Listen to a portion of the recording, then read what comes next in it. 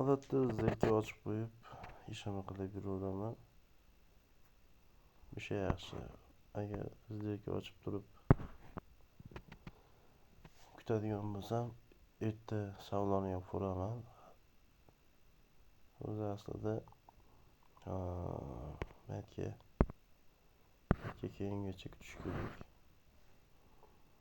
Endi 1 soatda keladimi, 2 soatda keladimi? Mana shunday vaziyat bo'ladi.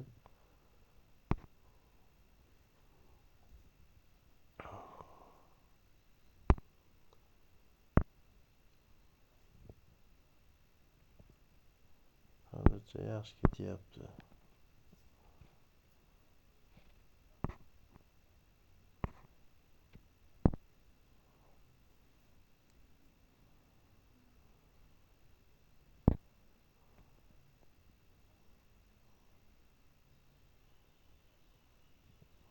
Endi tushuntirib ketadigan bo'lsam,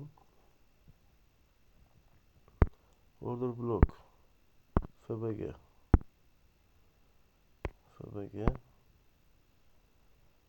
Take Profit agar betga kelib turib bu yoqqa qaytsa, tevaga yana zilka olsa bo'ladi.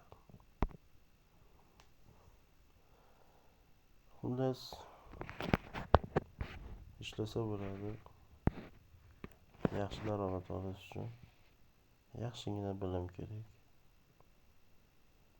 Bilim bo'lgandan keyin o'zidan o'zi pul kelaveradi.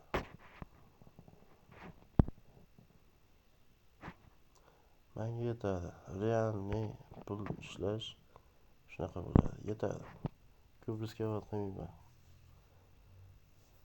Mana $30 bilan 634 bo'lsa, $604 yetadi menga.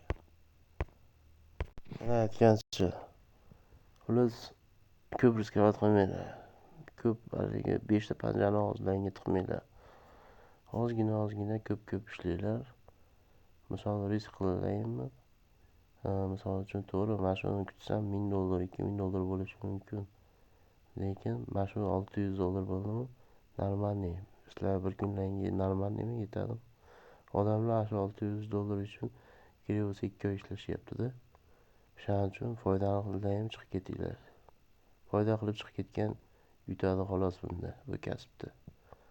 Sog' bo'linglar.